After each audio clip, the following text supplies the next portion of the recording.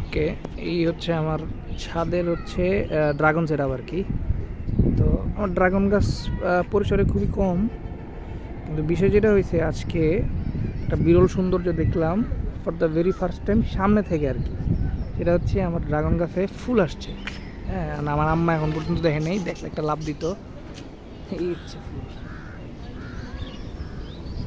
এই যে আর একটা ফুটছে, আরও কয়েকটা আছে, এগুলো এখনও ওই ফুটার অবস্থায় আসে নাই। যেমন এই যে এগুলো হচ্ছে ছোট ছোট, এই যে এদিকে আরও দুইটা আছে। দেন ওই যে ওইদিকে আরেকটা আছে একটু মাঝারি সাইজের, ওটা দেখাই,